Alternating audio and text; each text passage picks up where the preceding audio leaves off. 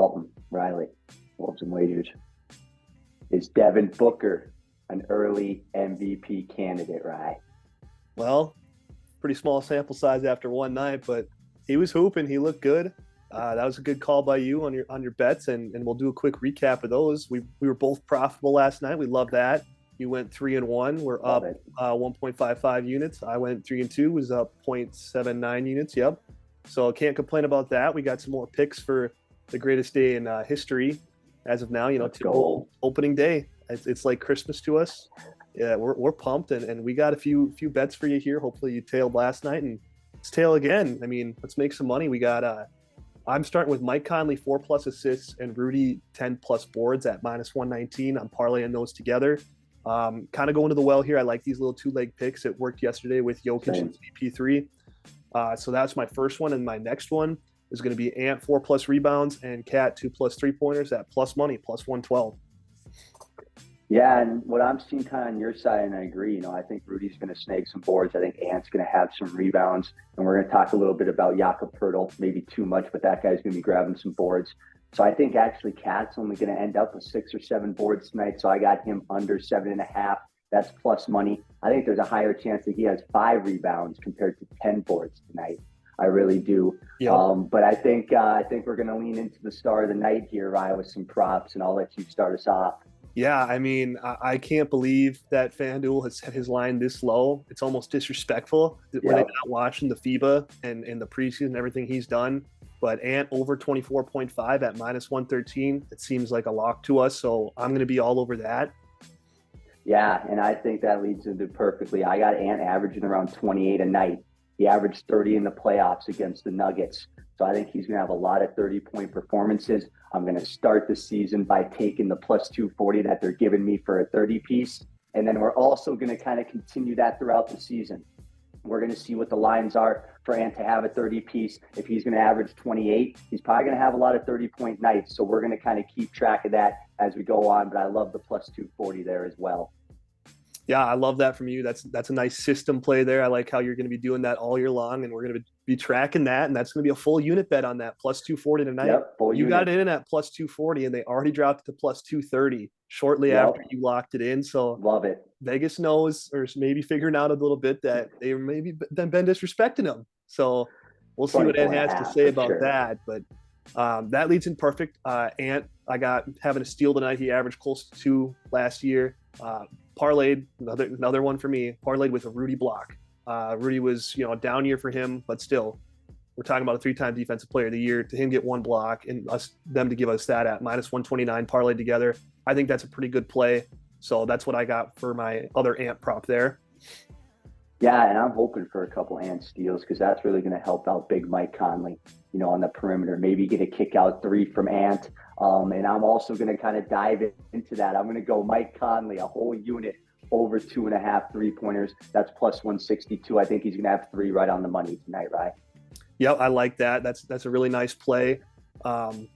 I think I can't remember how many he shot with the Wolves last year, but that's what Finch wants him to do is, he's encouraging him to shoot the ball. Like in Utah, his role had diminished to basically a spot-up corner shooter.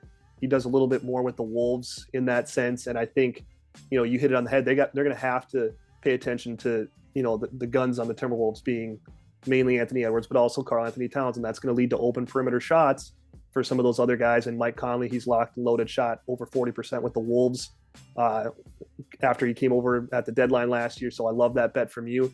And you also have another cap prop, I think. Yeah, and I think, we talked about Ant getting an assist maybe on a Mike 3. I think also Cat could snag a couple Mike 3 assists. So I think I'm going to take Cat over 3.5 assists. We got +122 on that. And then I think you got another Cat prop. I know we were hating on him with the rebounds. I was a little bit earlier, but now we're giving him a little off, hopefully. Yeah, I think that's just to us. This is just a game script, what we think is going to happen, where Cat's going to be phased out of the rebounding game a bit, but that doesn't mean he's not going to be doing other things. So I was on him on the 3-pointers earlier a bit. I'm also going to ladder that a bit and do a bit of a lottery ticket here. 4+ 3-pointers at +500. I think he shoots 12 3-pointers tonight. I think that's what Finch wants him doing. If any of you guys paid attention to the FIBA games this offseason, he was doing step backs with the Dominican Republic, pulling up from wherever. And I get that you probably had me and you as teammates out there. No disrespect to the Dominican Republic team, but he was kind of a one-man show there. But I think he's going to be getting up those 3-pointers just like he was this offseason. So 4+ at plus 500, I think, is a pretty good wager. And then we're both we'll save our last prop for the end here. We're going to move on from our most of our wagers here. We're going to talk a bit about the keys to the game. This is kind of a 2-part video. First thing I have is keep Pirtle off the glass. Last year against the Wolves in 4 games, he averaged 12.3 boards. Yeah, and I think this kind of comes down to Rudy. Rudy's going to probably have to come up with 15 rebounds tonight for the Wolves to have a chance. We can't give up second chance opportunities, especially with like OG, who can, get on the glass. Scotty Barnes can get on the glass. Obviously, Pascal Siakam. So Rudy Gobert is going to be the key, I think, obviously, because he's going to be on Pirtle all night. Yep, I agree with that.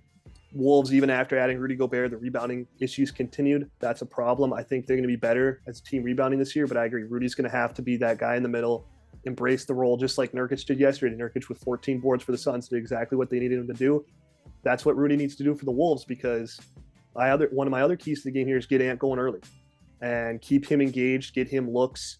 He's going to be firing. He will, but we can't let the ball get sticky either. The only guy I want doing ISO is Anthony Edwards. I don't know how you feel about that, but me personally, I just don't. I'm about done with the cat post touches. They weren't very profitable last year. Occasionally they're fine, but he gets doubled a ton there, and if he doesn't kick it out right away, it leads to turnovers and leads to that. So I think we need to keep ball movement and get Ant going early. Yeah, and I think that has a lot to do with Jaden being out as well. Jaden's probably the only other guy when he gets cooking that I want going ISO. Yep. Because he had a nice mid-range game that he, produced last year. So outside of that, yeah, I think Ant's got to get going, have a 30-point night tonight, start the season off strong, and maybe, get towards that All-NBA selection towards the end of the season. De'Aaron Fox was last year. Yep. I think Anthony Edwards could replace him. That might be a little bit of a little pre to our next episode. But yeah, I think Ant needs to be an ISO tonight. Yeah, and then last thing I have here, unless you want to touch more on anything else, they just got to make perimeter shots. You mentioned Jaden being out, that does hurt, yes. But the re-signing of Nickeil Alexander-Walker, really like that from the Timberwolves side of things. He can come in, step into Jaden's spot if they go that route. Now maybe Finch goes to a Kyle Anderson because the Raptors, have those bigger wings. But regardless, Nas going to get a lot of runtime tonight, and he's going to get open shots. He's going to have to make them. Last year, they split with the Raptors in their loss. They were 5 of 23 from deep. That's not going to get it done. And then in their win, they only won by 2, and they shot 17 of 40. So to shoot that well and only win by 2, so they're going to have to make perimeter shots tonight. Yeah, and I think, I got Mike Conley over for threes. Obviously, you got Cat knocking down some threes. Got to shout out Rudy Gobert. I think when he was playing for France, he knocked down that 3 here in FIBA. So could we see a Rudy Gobert 3 this season? That might be something that we can look into. But yeah, I agree with you on that. Got to make perimeter shots tonight. Yeah, and if all that goes according to plan and Wolves check off all those boxes that we think they need to get this win, it should end up in a win. And we both have that as our last prop here, Wolves money line. We think that's at minus 120. I get there on the road, but I have the Wolves winning by 7 tonight. We both do. We came up with a score prediction of 115 to 108. We think that's what it's going to be. It's going to be a 7-point game, and it's going to start this season off the right way, win a game you're supposed to, and go from there.